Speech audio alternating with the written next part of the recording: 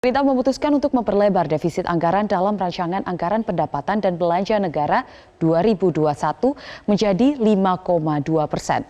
Pelebaran defisit anggaran ini dipengaruhi oleh program pemulihan ekonomi nasional serta ketidakpastian ekonomi global akibat pandemi COVID-19.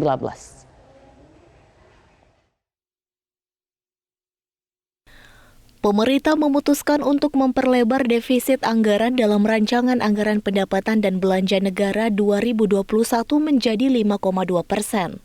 Proyeksi ini naik dari pengajuan awal pemerintah ke DPR yaitu sebesar 4,13%.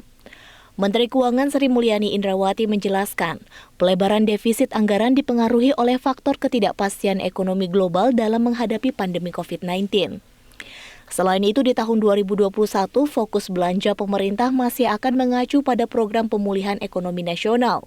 Menurut Ani, alokasi belanja pemerintah ditujukan untuk memulihkan ekonomi di sektor pangan, industri, teknologi informasi, pendidikan, kesehatan, serta pengadaan vaksin virus COVID-19.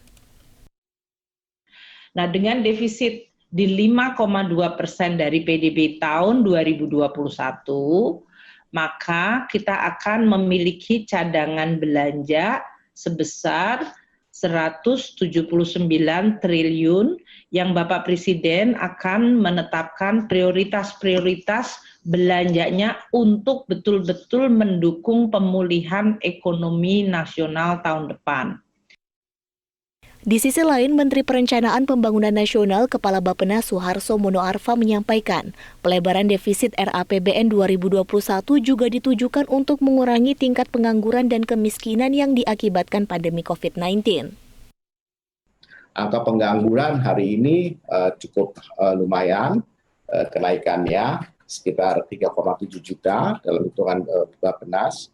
3,7 juta sebuah angka yang relatif besar karena sekarang itu kita sekitar 7 jutaan, jadi dengan 3,7 juta artinya karena pandemi ini ada kenaikan 50% dari yang ada. Ini yang akan kita pulihkan bagaimana pada tahun 2021 secara bertahap hal seperti ini kita bisa atasi.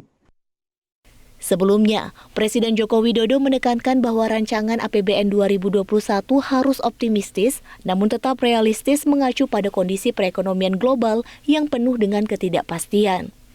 Meski demikian, lembaga-lembaga ekonomi dunia seperti Dana Moneter Internasional, Bank Dunia, serta Organization for Economic Cooperation and Development atau OECD memproyeksikan ekonomi Indonesia akan tumbuh positif di tahun 2021 mendatang.